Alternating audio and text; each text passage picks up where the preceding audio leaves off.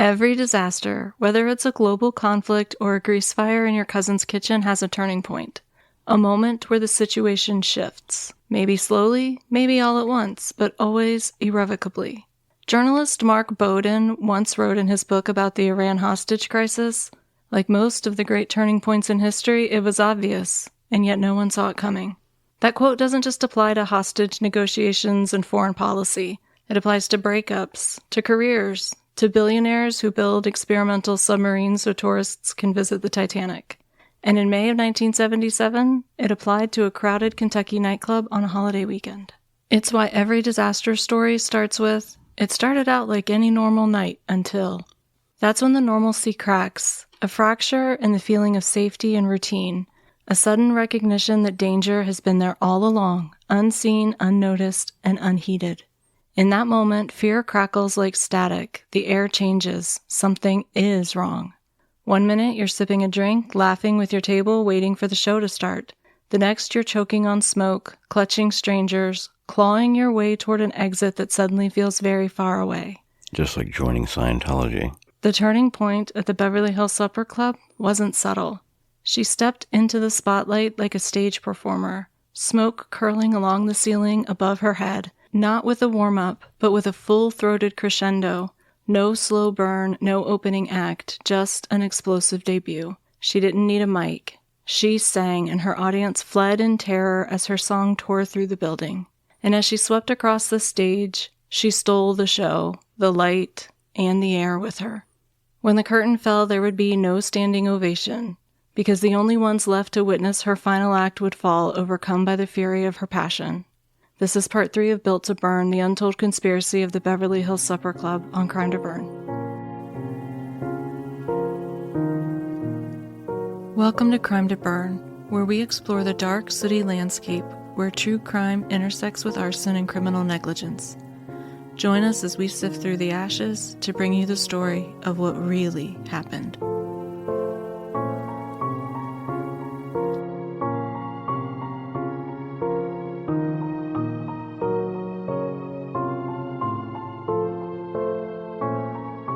Welcome back to Crime to Burn. I'm April, a fire protection engineer, former firefighter, and current supervisor of podcast algorithm Purgatory. And I'm Cardinal Crustworthy of the Cult of Steve. Growing a podcast is hard. There's no protein powder for audience growth, no supplement we can chug to make Spotify say, "Wow, look at this wildly informative fire nerd. Let's make her famous." But you have the power, and we need you to leave a 5-star rating and review on every platform you use. Yes, even that one. Follow us on TikTok, Instagram, X, and Facebook, and click the little heart or thumbs up button like you're poking an old friend back to life. Like Weekend at Bernie's, but Maybe. with a different ending. The algorithm is persnickety, and I don't have the cheat code, but you can help us get noticed. No Coldplay kiss cam required. You can also wear our logo. It's available on items that will make people say, "What is that? Is that arson merch?" Yes, it is. And as always, tell your friends. It costs you nothing except maybe a few raised eyebrows at brunch. But if free support feels too pedestrian for you, or you just really hate ad breaks, rejoice, because our Patreon is launching very soon, and you'll get ad-free episodes, exclusive stickers, and of course, Steve's spiritual enlightenment. So stay tuned and we'll keep you in the loop. And don't forget, you can send us your feedback, your personal fire stories, case suggestions, or your sworn loyalty to the Cult of Steve at crimetoburn@gmail.com. If you haven't listened to parts 1 and 2, we definitely recommend going back, but if you prefer to jump in midstream, here's the Cliff Notes version of what you've missed. The Beverly Hills Supper Club was located in northern Kentucky, in a region where organized crime syndicates allegedly had a chokehold on everything, from nightlife to local politics. Corruption, it was said to run deep into the pockets of politicians, police departments, fire officials, you name it. And the Supper Club, it had a habit of catching fire, twice before, in fact. Both previous fires were suspicious in nature, but never officially ruled arson. Then on Memorial Day weekend in 1977, the building burned again, and this time 165 people lost their lives. Outrage followed immediately. Investigations were ordered, fingers were pointed, rumors spread like smoke. In the investigation, well, let's just say there were some flaws, and we're about to get into them. As teenage busboy Walter Bailey awkwardly took the stage to warn patrons that they needed to leave because of a fire in the building, word was already spreading among the club's employees. Around 9:07 p.m., 3 men, David, Brock, Buddy Bethel, and Mark Johnson, arrived at the Zebra Room doors and saw smoke rolling out from underneath. Thinking the fire could still be controlled, they kicked the doors open, and that's when the slowly smoldering fire, hidden away in the ceiling, stepped forward like a villain in a musical who's been waiting 3 acts for their big solo. Jazz hands. You see, this fire had been burning above the ceiling in a concealed void with limited airflow. It was oxygen-starved, held back not by lack of heat or lack of fuel, but by the very thing it needed to grow: air. At some point, it burned through into the Zebra Room. The doors had been closed, so the airflow was still limited. It flickered and flamed, but it couldn't fully consume yet. And then the doors were kicked open, and the fire inhaled a massive surge of fresh oxygen rushing into the space.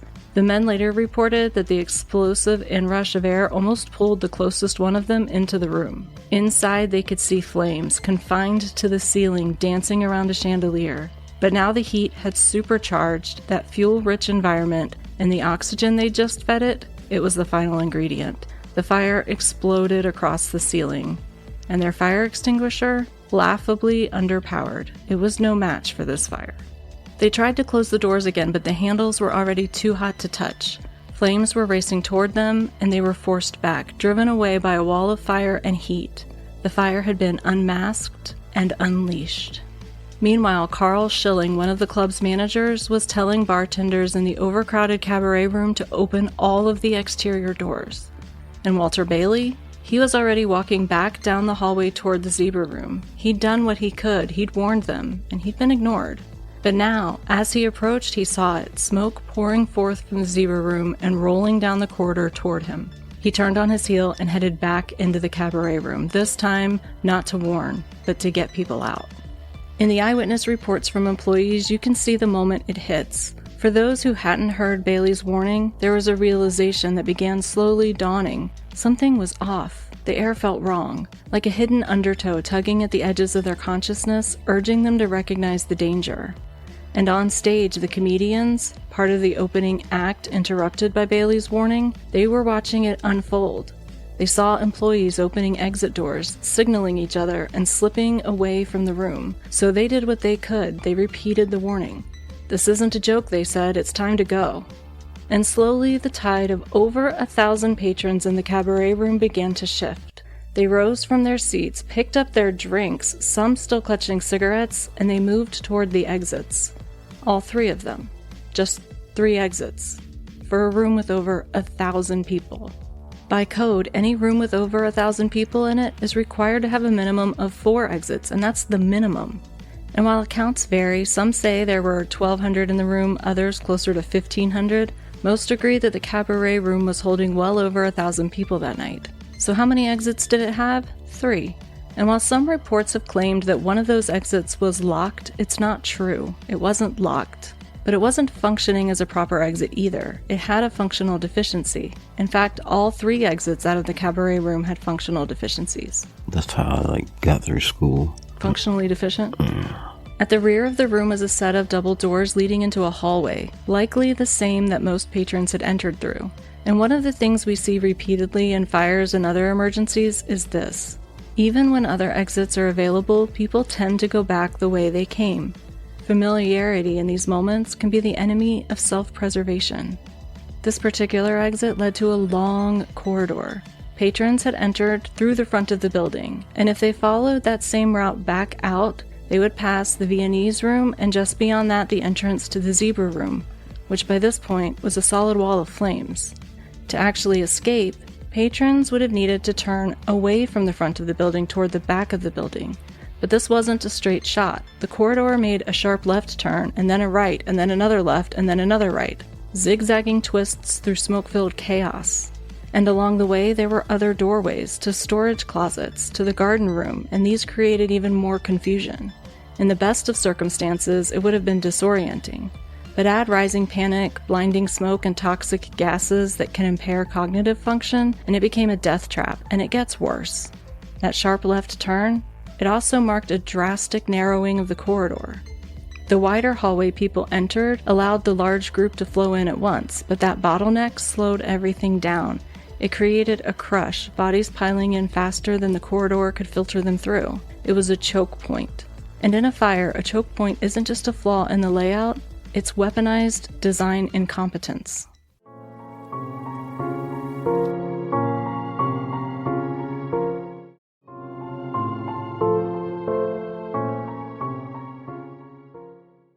But the other two exits, arguably worse, at least functionally.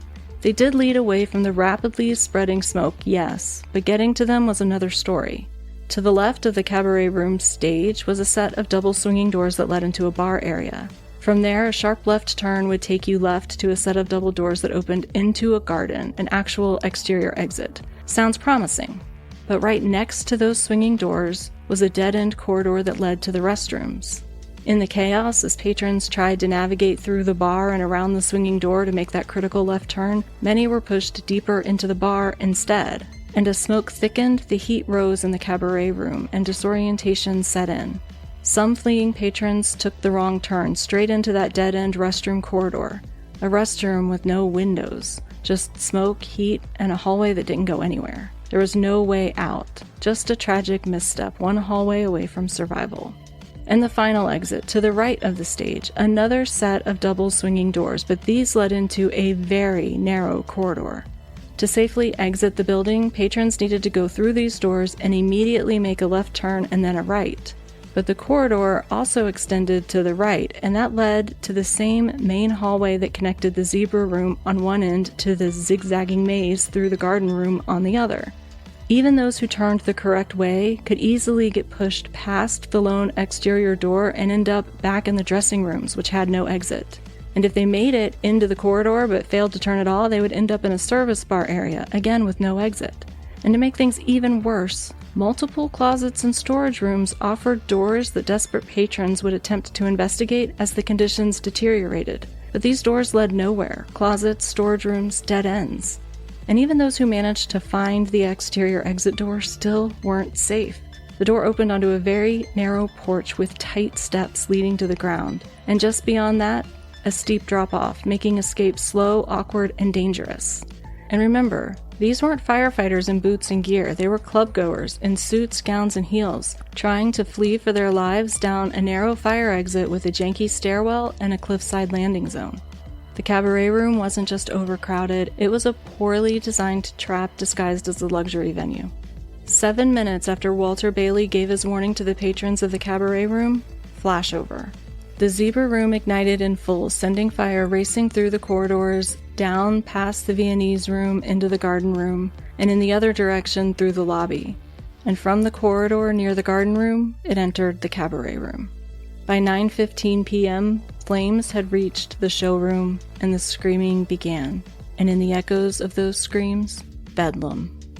Witnesses recount exiting the building without seeing any smoke, only to turn around and just seconds later see thick, black smoke pouring out of the same doorway they had just escaped. Patrons were still pushing their way through it, faces coated in soot, eyes wide with terror. People outside were grabbing at them, pulling people out, shouting back into the chaos, "Get down, stay low." Inside, people began to collapse, overcome by smoke, by heat, by panic. They passed out, stopped moving, fell, and those behind them tripped, stumbled over them, fell on top of them, and bodies began to pile up at the exits, blocking the very path to safety. Busboys and waiters worked frantically, grabbing arms, legs, clothing, anything they could reach, and dragging limp bodies out, passing them off and turning back to go in again and again and again.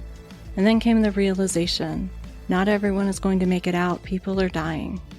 And then flames broke through the roof of the club, shooting high into the night sky, casting flickering light over the chaos below, illuminating the full scope of the disaster as it unfolded in real time.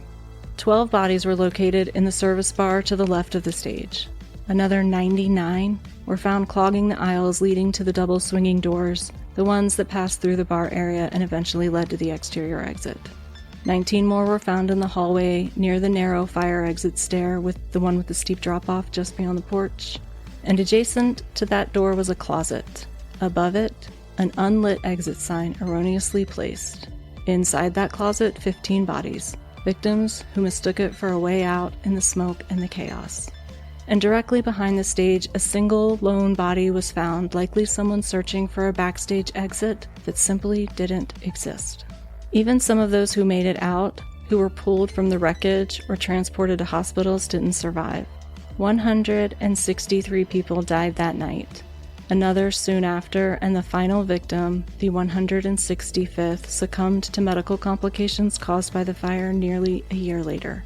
The Beverly Hills Supper Club had claimed 165 lives in a single disastrous evening. But by June 4th, less than a week after the fire, the state's investigators were finished at the site. Official estimates say there were over 1,000 people in the Cabaret Room that night. Some reports suggest as many as 1,500, but not everyone agrees. Larry Baumbach, one of the club's employees, claimed that he knew for a fact that the room had been set for 684 people. Did you say Baumbach? Baumbach. Is that like a really good rear end? Your back is the bomb? Well, it's B-A-U-M. Oh, I don't discriminate. Larry Baumbach, one of the club's employees, claimed he knew for a fact that the room had been set for 684 people.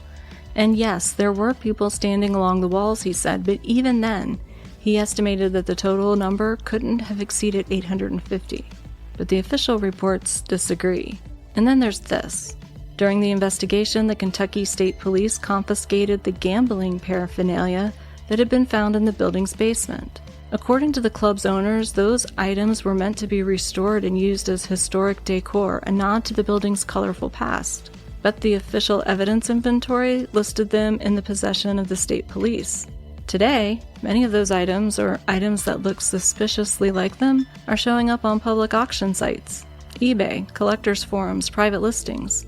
How those items went from evidence to internet commerce is unclear. You'll have to draw your own conclusions. Then, on June 10th, the Kentucky State Fire Marshal held a press conference. They announced that the fire was electrical in origin, starting in the ceiling above the zebra room. They pointed to combustible materials hidden in the ceiling that had helped fuel the fire. But they also claimed that the employees delayed notifying occupants, a statement many who were there strongly dispute.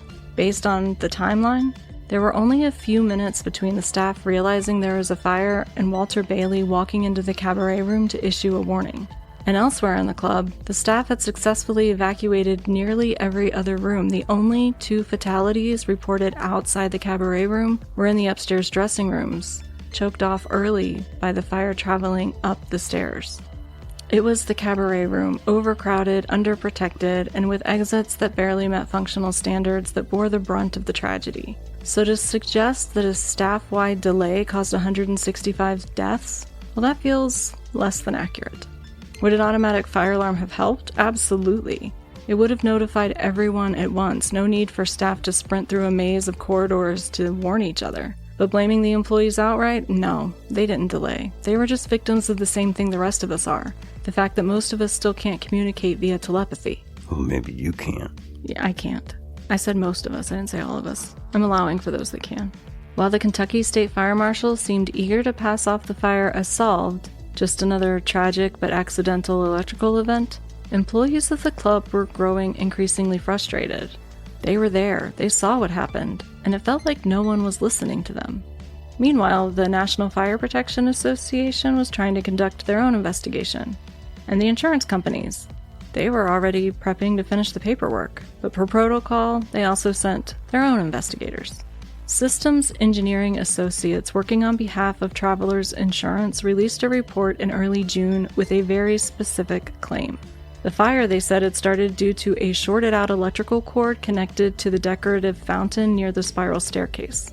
Did it go under a rug? I don't know. But it's an interesting claim, because later, the National Fire Protection Association reviewed that very pump and concluded not only was it not the origin of the fire, but it showed no signs of arcing, no charring, no electrical damage at all. In other words, the fountain was innocent. But it made for a convenient origin point, just far enough from the zebra room to shift the narrative, and just specific enough to sound definitive. And then months later, the NFPA released their own investigational report on the fire. Now before we dive in, let's establish a few things. I'm a fire protection engineer. I've sat on NFPA code committees. I've spent more time with the national fire codes than most people spend picking out a couch. I trust NFPA. I believe in their mission, and they've helped shape modern fire safety as we know it.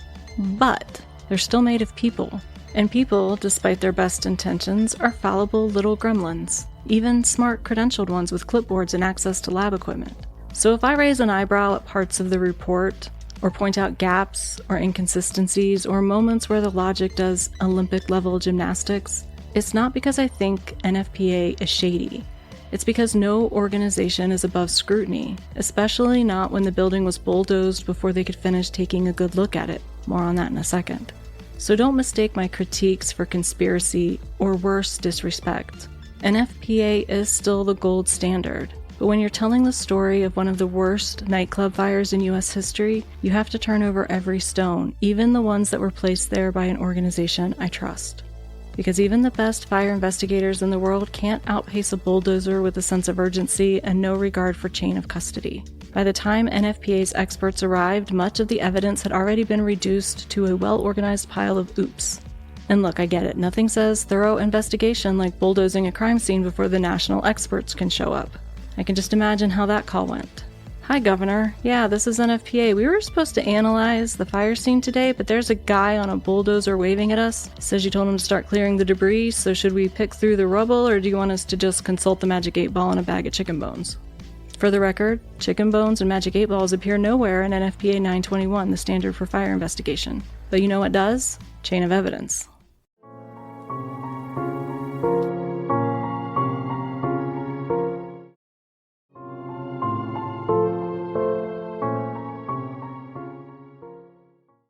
And the following statement does appear in the official NFPA investigation, like a flashing neon disclaimer that basically says, hey, we did our best, but someone got a little too enthusiastic with the bulldozer.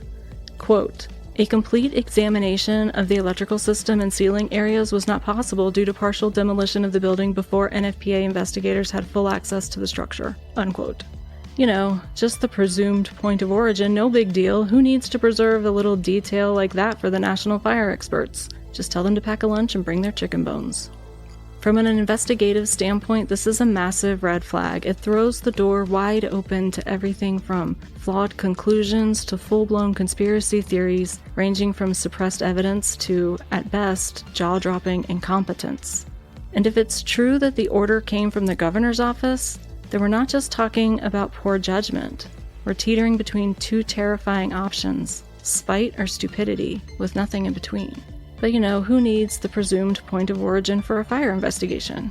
So instead of investigating the actual ignition site, they got a lovely curated pile of scorched ceiling mystery confetti to analyze. Imagine showing up to do an autopsy and the body's already been cremated, but someone saved you a jawbone and a screenshot of their last Instagram post. Still, NFPA did come to a conclusion.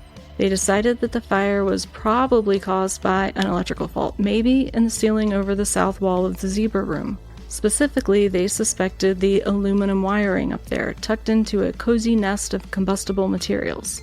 Because if there's anything better than hiding flammable crap in a drop ceiling, it's wiring it with aluminum for a little extra thrill. Some people say aluminium. They do.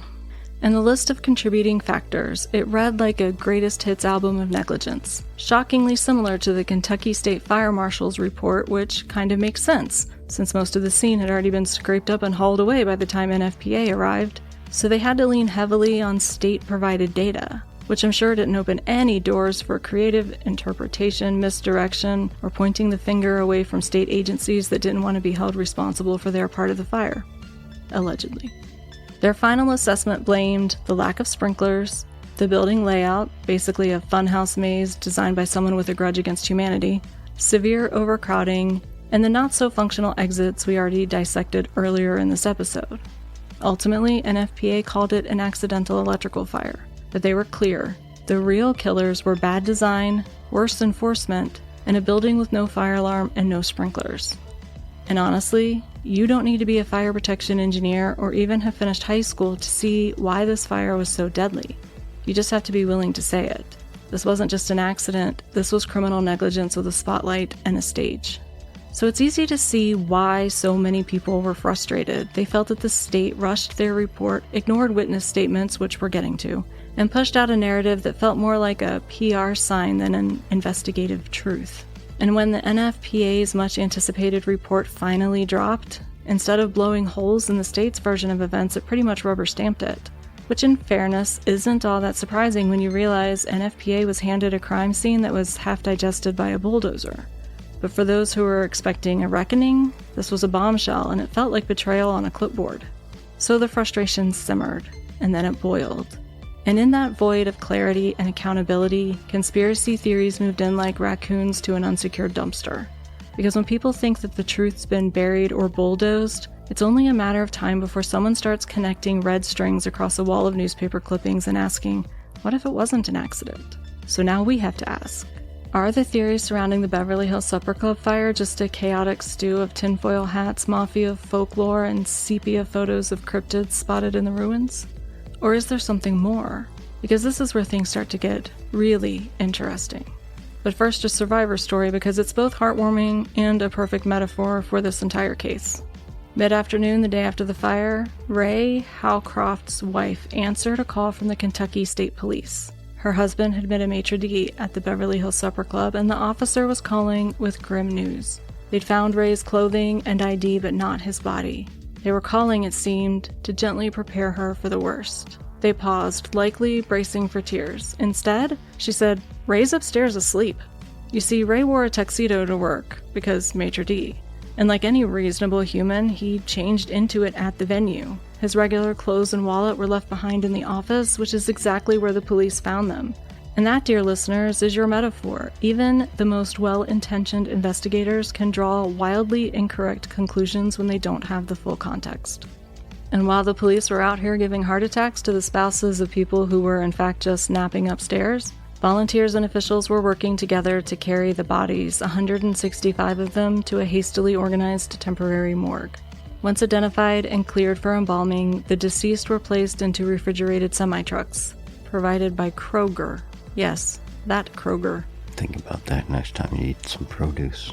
A generous donation to be sure, but let's be honest, there's something deeply unsettling about the idea that the same truck delivering your eggs and 2% milk once served as a mobile morgue. It was a humane solution in a time of chaos, but one that will nonetheless forever invade my brain when I peruse the frozen food section.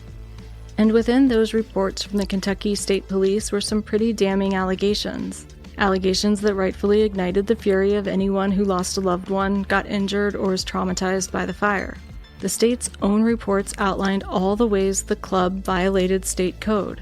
And I have to ask, what exactly did Kentucky expect when their building inspector was reportedly a bricklayer?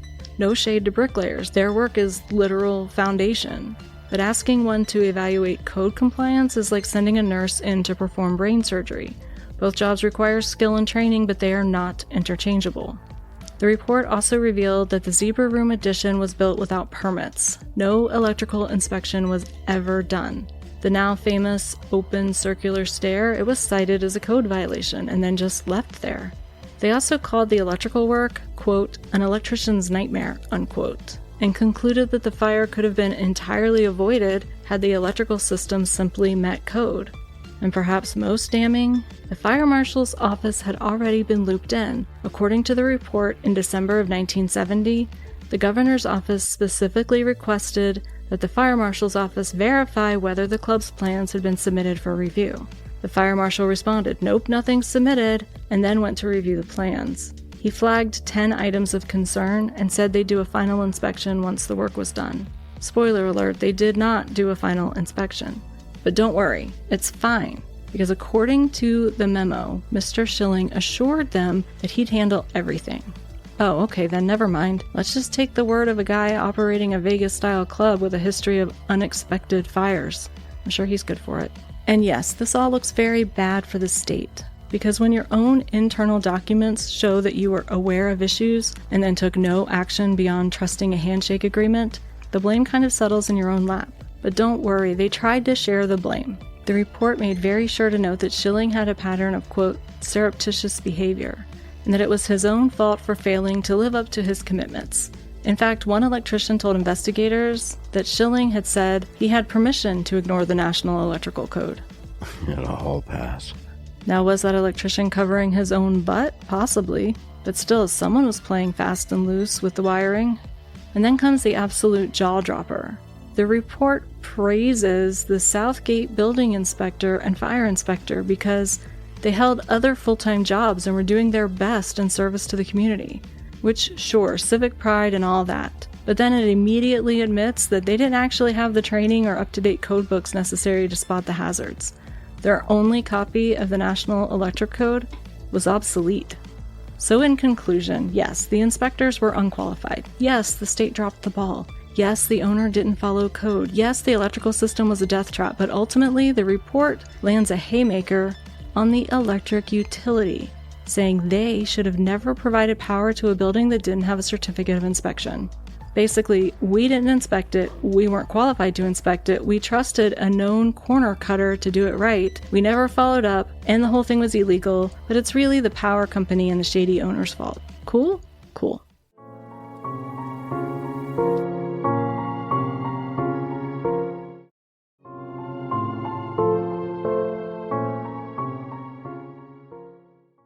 So in the end, the state lit the match, Schilling poured the gas, and the electric company gets blamed for turning on the lights. But the lawyers, oh, the lawyers were circling like sharks in a wave pool full of brisket. And honestly fair. The negligence here wasn't just skin deep, it had roots, tendrils, a whole subterranean network of who signed off on that. The owner cut corners like he was making kindergarten snowflakes with safety scissors and no adult supervision. The power company flipped the switch without ever asking if the wiring was code or coat hangers. And the state, they gave the green light with all the scrutiny of someone rubber stamping DMV forms at 4:59 p.m. on a Friday. So yeah, the lawsuits, they were coming. But if you build a fire trap, hand out invitations, and then hide the exits, someone's gotta pay for the bodies. And if you ask the attorneys, that list of someone's is going to be long, expensive, and served on monogrammed stationery. The citizens were absolutely apoplectic, demanding justice, and Governor Julian Carroll found himself under intense pressure to deliver a public reckoning. Unfortunately, some of the people the public wanted reckoned with were his people. You know, his building inspectors and fire marshal's office, his administration. Not exactly ideal when you're trying to look like the hero of the story. But Carroll knew the people wanted a spectacle, so he gave them one, a press conference where he pointed the finger squarely at Schilling, painting him as a shyster profiting off a death trap he had to have known was unsafe. Schilling naturally fired back, through his attorney of course, calling the governor's remarks defamatory and reckless. And the press? They ate it up like it was deep-fried drama on a stick. The headlines were outrageous, the coverage relentless. Honestly, the daytime soaps could have taken notes from the media circus unraveling in Kentucky. Now let's be clear. I don't think Schilling was twirling a mustache in the back office somewhere plotting doom. He wasn't malicious. I think he genuinely trusted his unlicensed architect and assumed the state would raise a red flag if anything was dangerously wrong. And if someone did raise that flag, he probably meant to fix it eventually. You know, just like how I totally intend to fold the laundry that's been fermenting in the dryer for 4 days. Intentions are lovely, but fires don't care. But here's the thing. Malicious intent isn't required for something to be criminal. Negligence doesn't need a villain's monologue. It just needs a mix of ignorance, complacency, and that all-too-human habit of saying, I'll get to it later. And that's how Schilling, without meaning to, ended up running a high-end death trap, a lethal example of how good intentions pave the road. Well, you know the rest. But who would decide if the state was negligent? Well, that job falls to the grand jury, of course. And if you're not familiar with how that works, let me give you a crash course. A grand jury isn't there to decide guilt or innocence. Their one job is to determine if probable cause exists to indict someone. 12 people serve, and it takes 9 votes to issue an indictment. But here's the kicker. Grand jury proceedings are completely closed door.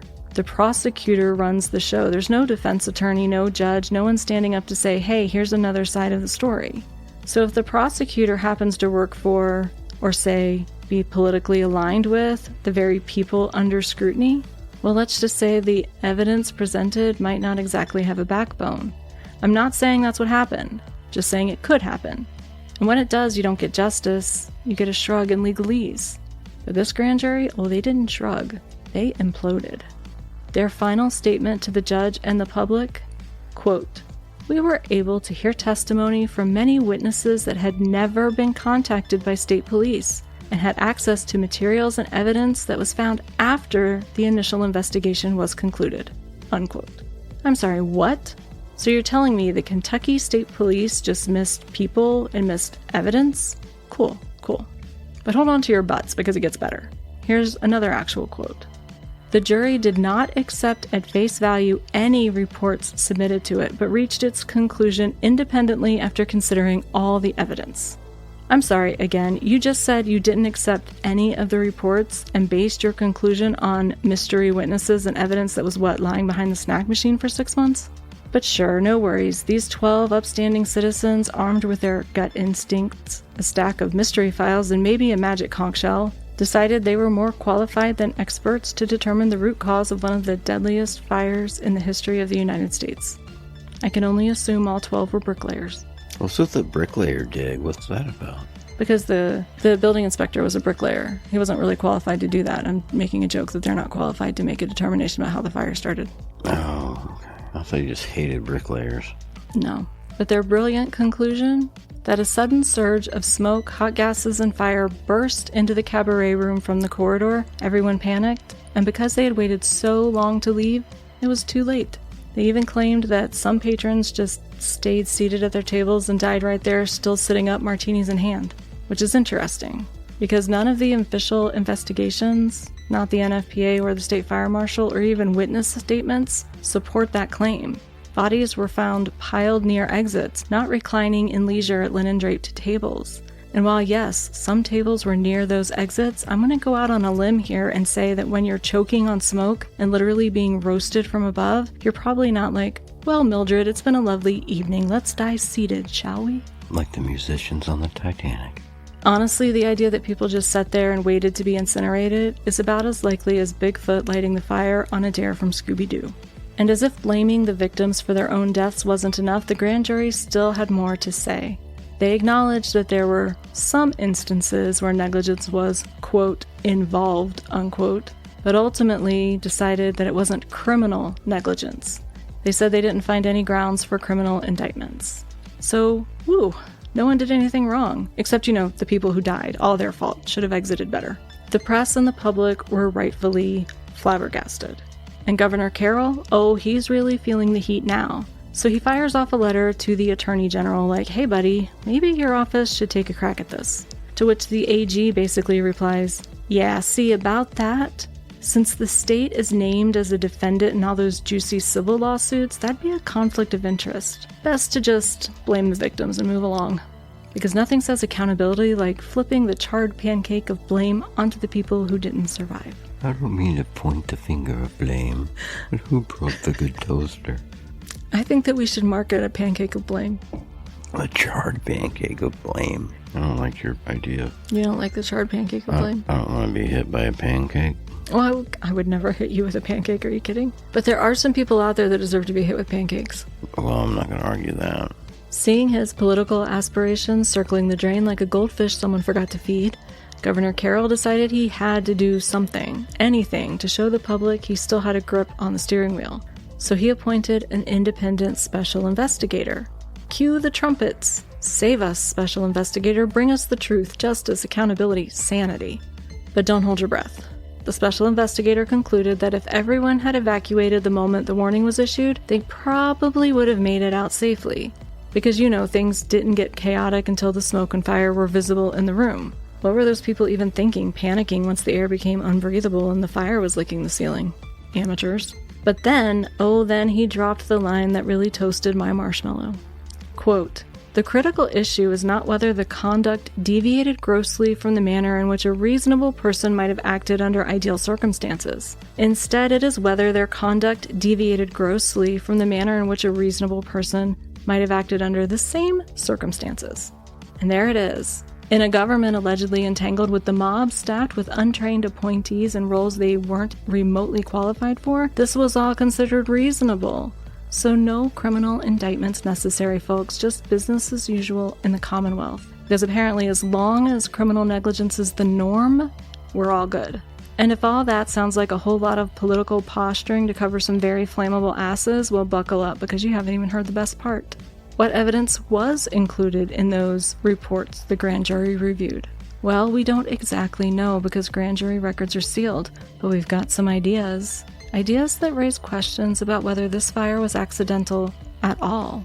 And next week, we're going to dig into the witness accounts, the suspicious details, and the theories that won't die in Part 4 of Built to Burn, the Untold Conspiracy of the Beverly Hills Supper Club on Crime to Burn.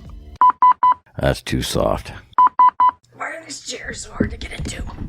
I am happy to be back in my uncomfortable chairs. Give me a beer while you're in there. I would do it, but I'm injured and tired and lazy. Ooh! It's just a dry erase board. It's okay. It's just all my dreams. I'm sorry. Close the door gently because you closed the door on my dreams. There, you can't even tell anything happened. I already blocked it out of my memory. Oh no, you've angered the vacuum. Did you hurt the bog bubbler? Make it bigger, she screamed. So how's your shin? It's damaged. Anything you want to talk about before we get started? Titties. Do you have your identity sorted? Just stick it in. Every disaster Begins with stomach gas. It's the wrong kind of party. Too many occupants in your eye. crustworthy? Don't be foreshadowing me. I'm gonna foreshadow you later. You're gonna turn the lights off or on? Well, it's gonna be disorienting. I have a hard enough time concentrating. You know how I be. The dog's chewing on something and I can't focus. Hit that F a little harder. Whoops. It's not real intelligence. It's fake. You're a bot. I'm not a bot. Bot. Not a bot. I had an itch. I see. Telepathically, what am I telling you? Gripping the human tragedy of it first. I'd like to let you grip my human tragedy. I'm gonna need both hands, baby. It's girthy. This is interesting. That sounds kind of trashy, really. I gotta throw in something unhinged. I'm waiting for brilliance. Oh? He who scoffs at crust is unworthy of Steve's warmth. The loaf begins in weakness, but ends in strength. I got a little sermon Oh, you do? prepared. It's supposed to be delivered atop an overturned bread box at the foot of the sacred snack table. We don't even have a bread box.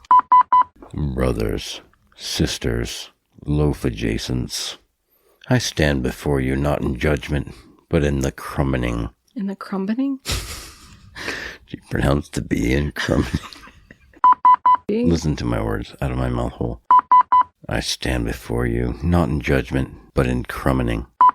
You who dig into the loaf, bypassing the end, scavenging for softness. Have you no shame?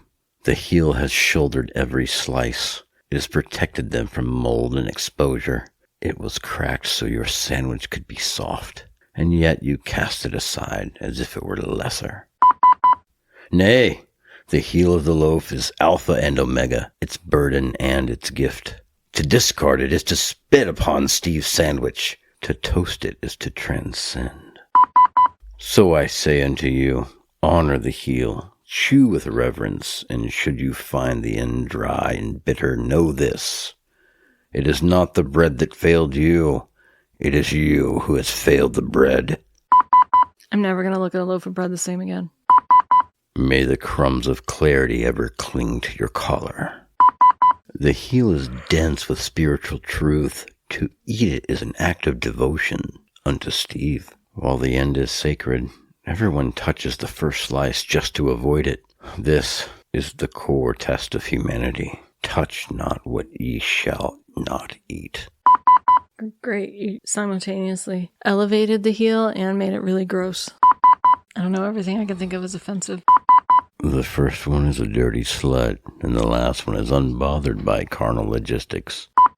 Like a C++ tutorial with a neck beard and a restraining order. Go ahead and fall down that rabbit hole. Oh my god. A Sigma male is a term invented by the internet to describe a guy who thinks he's too cool for the traditional social dominance hierarchy. Sounds a little judgy. He thinks, I'm not a follower or a leader. I'm an enigma. He reads Marcus Aurelius quotes out of context. He buys tactical backpacks for everyday errands. Now, wait a minute. It's not that I didn't like it. It's just the assholes are in the wrong place. Is AI allowed to generate butts? It's not often I get to put anal and sphincter tip to tip like that. There's no way I'm going to be out-talked by AI today. This is a cryptid. They're volcanic protrusions on the posterior end of the bog bubbler. The posterior volcanic protrusions of the elusive bog bubbler, nature's least aerodynamic cryptid, and the one with active geothermal features on its butt. And now we're talking. Would you like me to generate an image of the full bog bubbler, complete with bubbling swamp habitat, steaming butt volcanoes? And steaming butt volcanoes? Butt volcano. Oh, so it can make butts. Farts. It's got 4 volcanic protrusions. It's got to produce something. Well, you get the 2-legged footsteps, and then you got it's being followed by a snake. That's how you know. That it's either you or the bog bubbler about. But it just looks like a volcano frog. You know, it's like when cousins love each other very much. You know, sometimes you end up with like a third nipple. A tail. Like George Costanza. Saw that episode, yeah. When he gets happy, it would wag. That's gotta be uncomfortable. He can be a terrible poker player. There weren't a lot of fart jokes to be sifted out on that. I don't know if you know this. I don't have hexing powers. No, I don't want to risk it. It's just your angry Shin talking. He's got tiny little leg bones. I'll take the wood for a friend.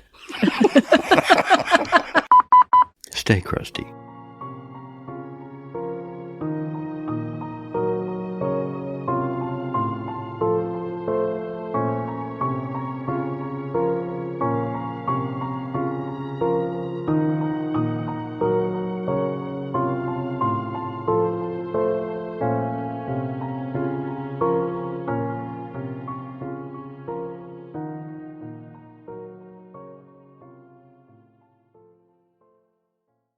Welcome to Primetime Crime Podcast. I am your host, Kylie, and in this podcast, we are going to deep dive into some lesser-known unsolved true crime cases, from missing persons to unsolved homicides. This is the place where we are going to unpack it all, research it all, talk about it all, and try to bring justice to these families after all of these years. We are going to take it one story at a time, one case at a time, and hopefully justice will be ours. I hope you all will join me on this journey. You can find me at Primetime Crime, wherever you get your podcasts.